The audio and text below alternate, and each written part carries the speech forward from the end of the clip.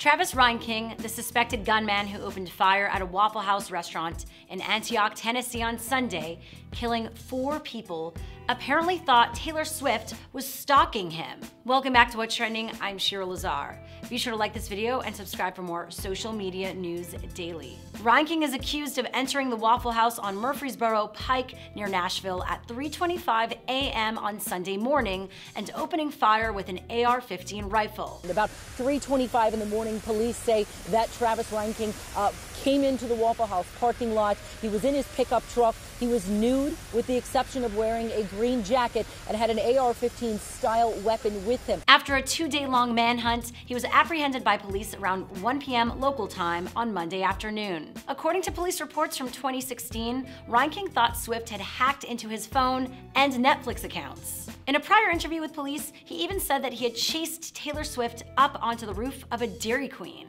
Reinking's parents, Jeff and Judith, say that Travis had been experiencing delusions since 2014. In 2016, they called the police to a CVS parking lot in Morton, Illinois, because Travis had been making suicidal threats and owned firearms. The following year, in June 2017, he threatened someone with an AR-15 while wearing a pink dress, then drove to a public pool, dove in, and then tried to have a naked fight with a lifeguard. Only a month later, he was arrested at the White House after jumping over a barrier trying to meet President Trump. And it was after all of these incidents in August 2017 that he was forced to give up all of his guns, including the AR-15 he used to carry out the shooting at the Waffle House. According to police in Illinois, Travis's father, Jeff Reinking, was allowed to hold on to the weapons since he had a valid license. Jeff Reinking told police he would keep the guns safe and away from his son. At this point, however, authorities believe Jeff willingly gave the weapons back to Travis. Travis had recently moved to Nashville,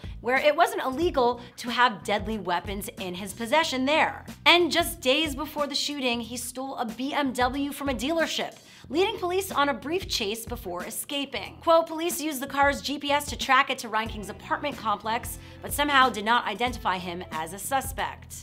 The gun used to commit the murders was a Bushmaster XM15. Bushmaster, by the way, proudly states on its Twitter that it is the leading supplier of AR-15 type rifles in the United States. I mean, clearly there's something wrong here. There's a disconnect. Either we're not doing enough to address gun issues in America, or mental health issues, or both, for someone this disturbed who's been arrested multiple times, including at the White House, and yet this guy has an ability to carry and possess an AR-15, basically a weapon of mass murder. The other weapons given to Travis's father for safekeeping were a Kimber 9mm handgun, a CZ USA 22 caliber rifle, and a Remington 710 plus ammunition.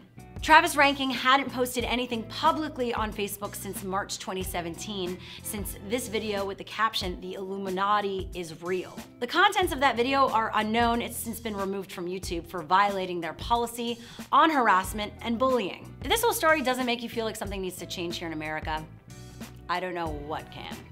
And now let's turn our attention over to the victims. They were all people of color under 30 years old. Taurine Sanderlin was a 29-year-old employee of Waffle House. He was shot in the parking lot after Reinking got out of his truck. 21-year-old Diebony Groves was a student at Belmont University, majoring in social work.